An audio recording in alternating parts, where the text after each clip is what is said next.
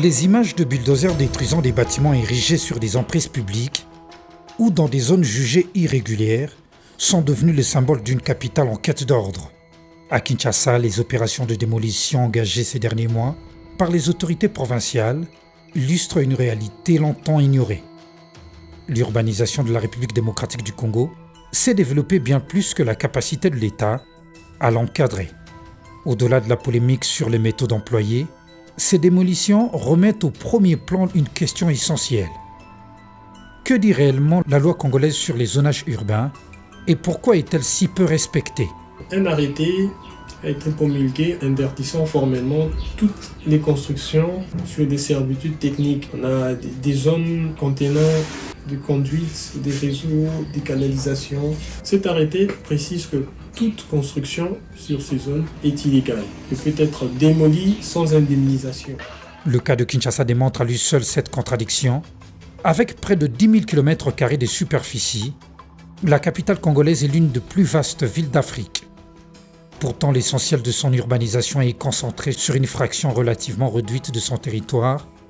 Les urbanistes estiment que 20% de l'espace est véritablement urbanisé, tandis que le reste demeure constitué de plateaux, des zones agricoles, des vallées, de forêts ou de terrains encore peu aménagés.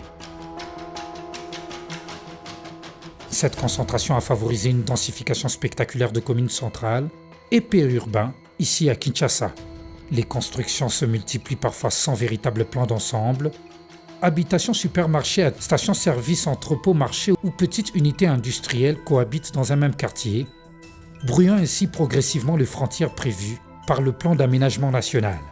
Les conséquences sont visibles au quotidien: embouteillages chroniques, saturation des réseaux d'assainissement, occupation anarchique des trottoirs, multiplication des inondations et pression croissante sur les infrastructures publiques.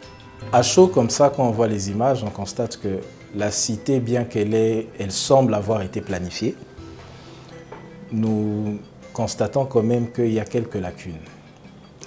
Première lacune, il y a un manque de canalisation dans certaines avenues.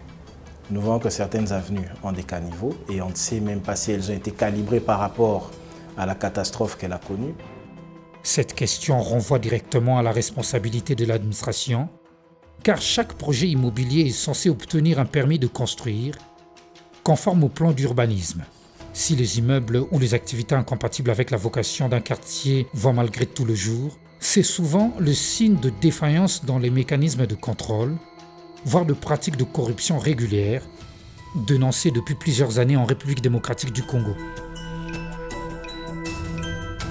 Faute d'une actualisation régulière de plans directeurs et d'une politique ambitieuse d'aménagement de nouveaux espaces urbanisables, les activités économiques s'installent là où elles trouvent de la place, souvent au détriment de règles de zonage.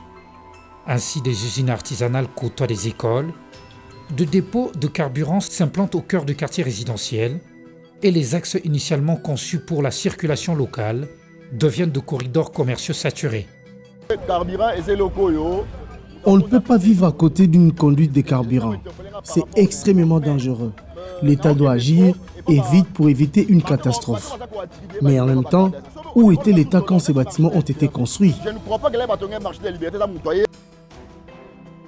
Dans un pays où l'urbanisation progresse à grande vitesse, la véritable question n'est pas ne plus de savoir si la loi existe, elle est de déterminer si l'État dispose de la volonté politique et de moyens institutionnels pour faire du zonage un véritable outil de développement, plutôt qu'un simple principe inscrit dans des textes.